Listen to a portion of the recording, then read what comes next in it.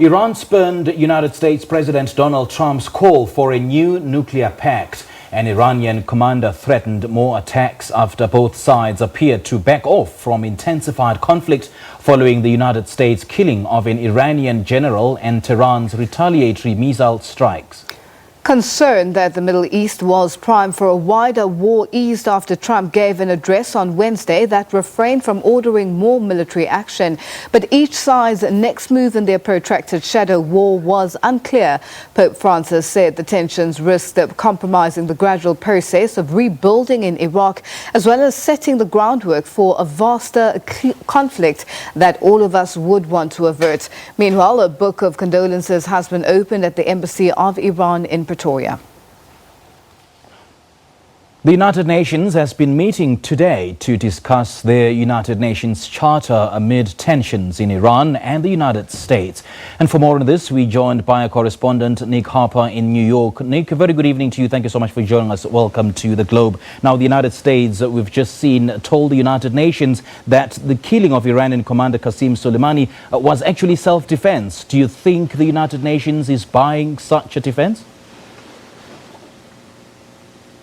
Well, potentially not, no. The United States is saying it's self-defense because they say that Soleimani was planning attacks on Americans and others that would have put American lives at risk, and therefore they took that preemptive strike to take him out. They're therefore arguing self-defense. That's important because this is the day when the United Nations is discussing the relevance and the upholding of the UN Charter. It's important because in the UN Charter there's a specific article, Article 51, whereby countries can argue self-defense when they carry out military actions. And that is what the United States has done there. As part of that article, it's important for any country around the world, should they take any military action, to inform the UN Security Council immediately as to why they've taken it and if they are pleading this self-defense policy. That's what the United States has done, and that's what Iran has done as well. They've also been in contact with the UN Security Council to say that they acted in self-defense when they fired those more than a dozen missiles at the US military bases in Iraq. Now, not all of the countries during this very long debate at the UN Security Council seem to be buying it, as you say. They have talked about the need to de-escalate, not really to argue the need for self-defense, but rather to take no action at all in the first place. Many of the countries have spoken about that, but also the UN Secretary General has said that there is a distinct need at this time to uphold the UN Charter. He said this discussion was very timely, and he also said that that UN Charter that's in place effectively allows geopolitical tensions to be decreased around the world, and therefore he said that this was necessary at this particular time.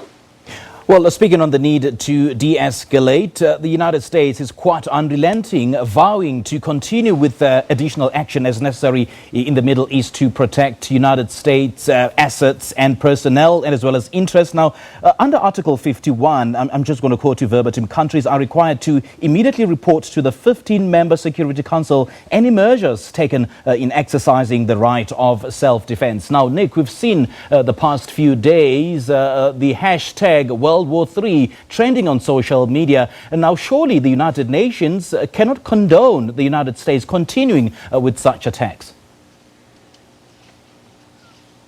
Well, you're right, Sampiwi, and there has been considerable concern around the world with that hashtag World War III, really prominent over the last few days as we've seen those tensions escalate.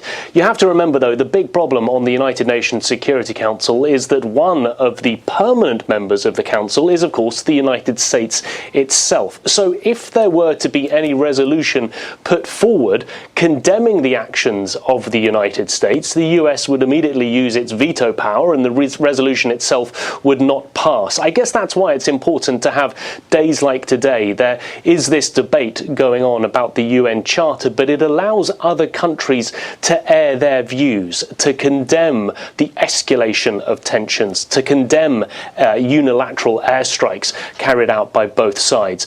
Countries are able to come forward and air those views and to say what they think about what we've seen over the course of the last week. But in terms of being able to take specific specific action. The UN Security Council is somewhat hamstrung by the very fact that the US is one of the permanent members.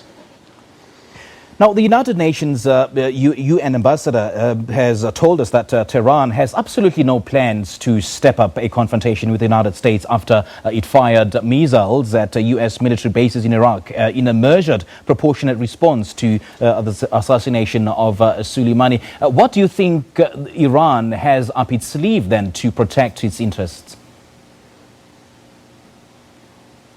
Well, yes, Kelly Craft, the US ambassador, saying that the US is ready to negotiate with Iran, that it stands ready to be able to come to the negotiating table. However, she did also say in the same statement that the US was ready to take additional action as necessary to protect its interests. At this stage, the Iranians have fired back, saying that they think the offer of talks is unbelievable. That from Iran's UN ambassador. They think that's unbelievable and unlikely to happen while those US sanctions against Iran are maintained. Of course, remember that Donald Trump, the US president, put additional sanctions on Iran in the last 24 hours. He made that announcement at the White House earlier on Wednesday morning. So those sanctions, that economic pressure on Iran stays in place. It's been there for the last couple of years, and the Iranians say that it is hurting them. They're finding it very difficult while under those economic sanctions. It's unclear what other measures they may want to take going forward.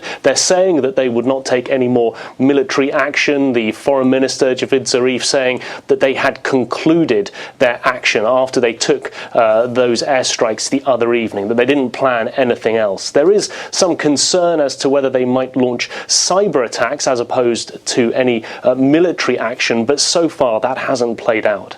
All right, Nick Harper, thank you so much for your time. Much appreciated. That is a correspondent, Nick Harper, speaking to us live from New York.